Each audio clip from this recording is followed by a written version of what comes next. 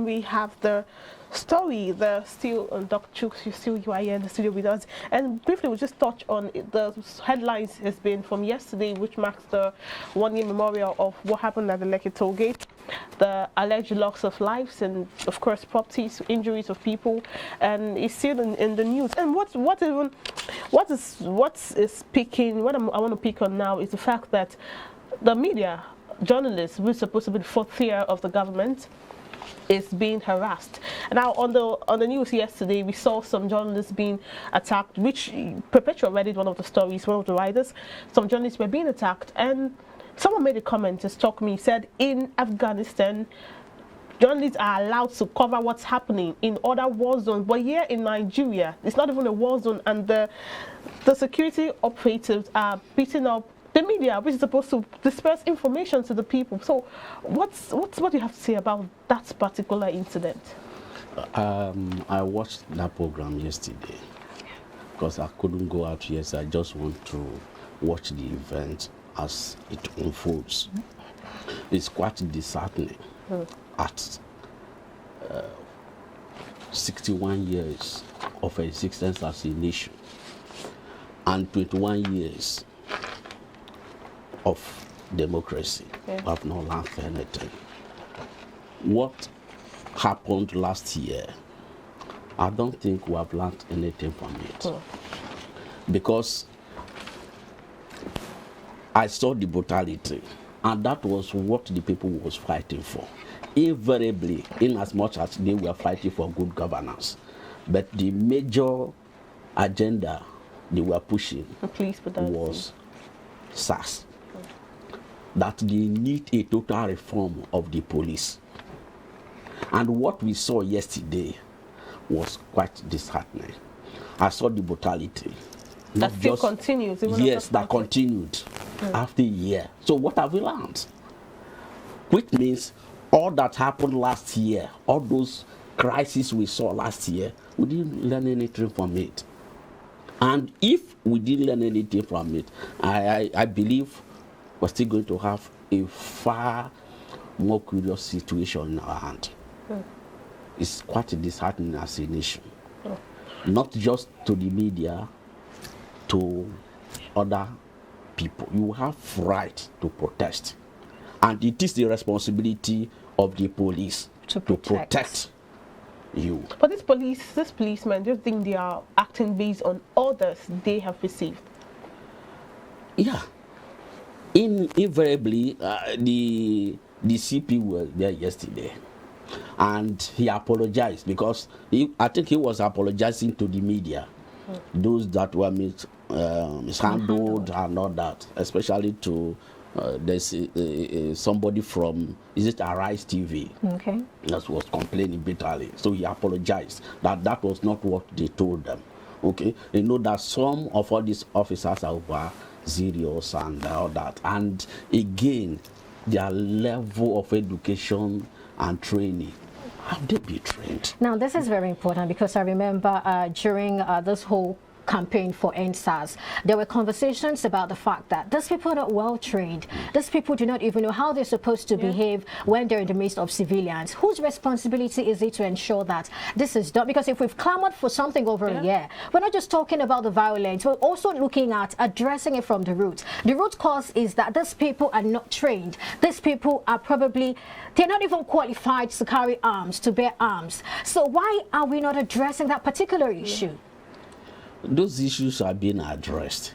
But we're not seeing them. We are not seeing them. The issue here is that apart from the government is paying a lip service to it, the government, when we're talking of the police reform, total reform, it's not just a department, total reform. If you have been opportune to visit or you have been to any of all those stations, you see the way they behave, you see the way they talk to people. They don't even know anything about crowd control mechanism. They don't know anything.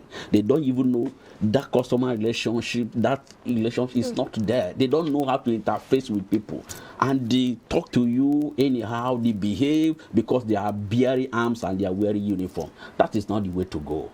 But then for the Commissioner of Police, Hakeem Odumosu, to come and say, apologize to the media and say this is not the intent and this is not what they had asked them to do. So I'm here asking, is it that he didn't know before now that he has untrained policemen and he still deployed them to these places? Because I really want to know. Maybe. Because it's supposed to be the leader of the police force now saying he's sorry about that. So if you look at them, not just to this is not just peculiar to the police, the armed forces in general. If you see those of them that are senior officers, the way they relate with you, okay, is quite different from naval rating. It's quite different from the soldier. It's quite different from the police constables, the way they relate to you. Those of them that are senior officers, they have attended series of trainings and retrainings, not just in Nigeria, and across the nations. Okay, and they have all traveled out, so they continue to imbibe that international standard in whatever they do. But the other ones, you see a situation whereby go around their stations, you see just a cubicles line up of where they sell drinks and all this. So what do you get out of that kind of system? Interestingly, it still boils down to the fact that there should be a total restructuring, total training of these policemen so they don't keep constituting a nuisance in the society. Well, that's a topic for another day. Now, moving on to the topic for discussion for the day. Please, the conversation doesn't just end right here in the studio. We'd like you to share your thoughts on our live chat below and also on all of our social media platforms. We'd love to hear from you and maybe read your comment here. Now, a year ago, resistance to police brutality reached a climax in Nigeria. The youth who had had enough took to the streets to demonstrate peacefully against the brutality, mindless killings and extortion by uniformed officials who are paid to protect them. The protest, which was hijacked by hoodlums, cost many lives, inflicted a huge dent on the economy and wreaked unimaginable havoc on security facilities. Now, findings show that while only a few of them have rebounded, hundreds of others could not survive the attack. Wow, that's a really touchy story there, touchy one there. Now, we still have Dr. Chokes Akawa in the studio. Don't forget, he's the Director General, Emergency Crisis and Disaster Risk Management Institute. Dr. Chokes is now back to you. Okay. All right, and a year later, people still count their losses from the last year's hijacked protest, because we used the word hijacked because we saw how peaceful it was. After a while, we don't know what happened and how it happened, but it became not what the youths wanted. And talking about disaster management, was it managed properly a year later by seeing what happened yesterday, which was remembrance? So was it managed properly by the organizers, the youth, and even the government? From my own understanding, there was no proper handling by the government. The youth or any citizen have right to protest. And it is the responsibility of the government to provide protection for those that are protesting. It is a constitutional right that cannot be taken away from anybody. Okay, that responsibility it is the responsibility of the government to ensure that those that are protesting are secured, they are preserved, they protect them, they give them total protection. And what actually happened was when that peaceful protest was hijacked, who are those that hijacked them? They are government-sponsored individuals. Are they claimed back in that? Exactly. Is that backed up by report or any funding? Government-sponsored those to puncture that peaceful. They say we should know also that the Northerners, our Northern brothers, are looking at it that it was an attempt by the South to hijack power. Do you understand it? So they also plan on their own to respond to it. By what? By putting all those things in place to ensure that that is thwarted. Do you understand it? Okay. And the government are supposed to give protection to those people that are protesting. They don't have the capacity. How many police officers do we have in this nation? They don't have the capacity. They don't have that training to be able. That's what we call prediction. You know that they protested the first day, second day. What are the options available to you? As you are coming here, you have options. You look at this environment. Do we have a way of escape? If anything happens here, do you have an escape route from here? Those are options that you need to exploit. When that started, the first day, the second day, third day, the police supposed to fall back and begin to work options. What if this thing escalates? Do we have a way of curtailing it? And they know that what if this is hijacked? What can we do? So they work out options, and you begin to exploit all those options. If they exploit all those options, that is what we call disaster mitigation, so that the impact will be less. So as this thing happened, this protest was hijacked, and there was wanton destruction of properties. The economy was grounded as far as Lagos State was concerned. True. Isn't it? True. Good. What were the options? Supposing they exploit all those options, it wouldn't have happened. And if it eventually happened, it would have been very minimal. It wouldn't have been as wanton, as destructive as what we saw last year. You know, from what you're saying now, you were saying that we shouldn't even have gotten to the climax, the point where we're at Lekki and there are stories of massacres, shootings and all of that, if the police, the people who are vested with the responsibility of containing situations like this, had done the needful. Now, let's say that we're trying to ensure that this does not happen again. After all, we're talking about disaster management, which entails mitigation and some other things. So if we're going to mitigate something like that, what are the steps you think should be taken? You know, there are triggers. Okay. Have they been able to address the triggers? That is the root causes. I mean, the root causes. That is what I call the triggers. Have they been able to address it? The government is still in denial that nobody was killed. That's more like triggering the youth more. And again, the youth were protesting for total reform of the police. Have they been reformed? No. They raised, I think there's 5 items. 5-point agenda. They were 5 for 5, yeah. out of that 5. Which one can the government beat their chest to say this is what we have been able to do? What if the government have done 1, 2, 3, they wouldn't have waited for that particular day before addressing the youth. Yes, this is what we have done. This is what we have done. This is what we have done. Have the government been able to engage the youth?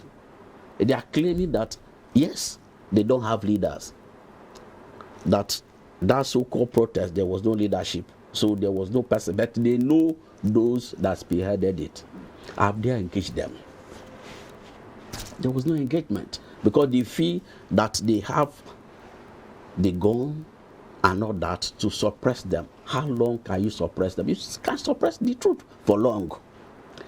Is it not a wonder to them that the youth of Nigeria can come together despite ethnic groups, religious bias, various inclination to come together and do that? They were getting sponsors here and there. Go to the place after the whole this and they clean up the place, they sleep there during share food. Can't the government see that now? I think if these people, I just pray that they can take this step further and they get politically. That is the only way out of this. All right, now still talking about disaster management. You, of course, we know that Nigerians have the right to protest, and of course the police officers are supposed to protect the protesters.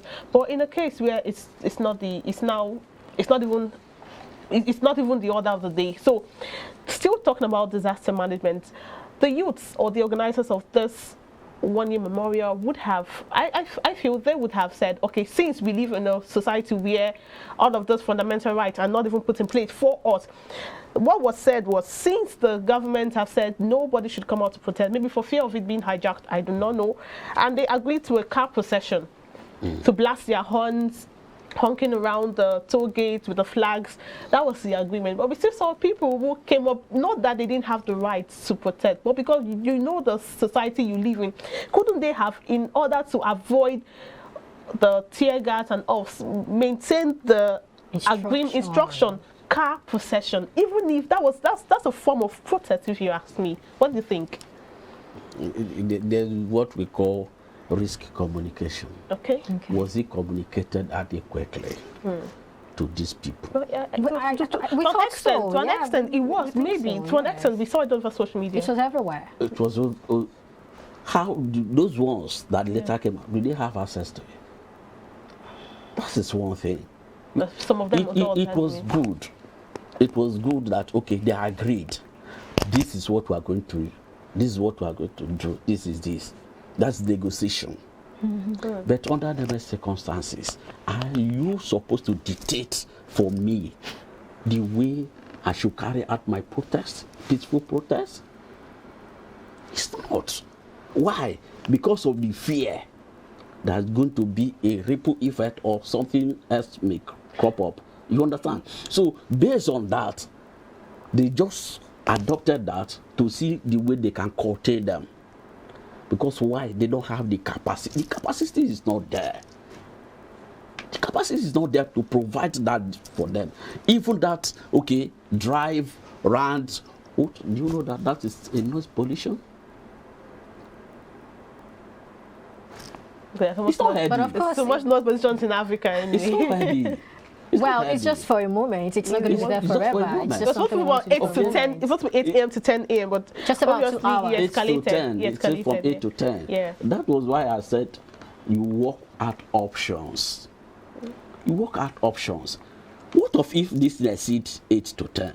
What of those that may not see that, probably that may not have been able to get that message that is going to be from 8 to, or this is the procedure? What arrangements have you put in place to curtail all those things? Okay, now I get your point. That's still part of the mitigation. You probably could have provided cars on sites and, okay, you know what, guys, just come in. Let's do this together. So you're supposed to, that will lead me to what we call disaster preparedness. Okay. Measures put in place to respond effectively when it happens. I used to say that when disaster strikes, it is too late to prepare. Preparedness is the key.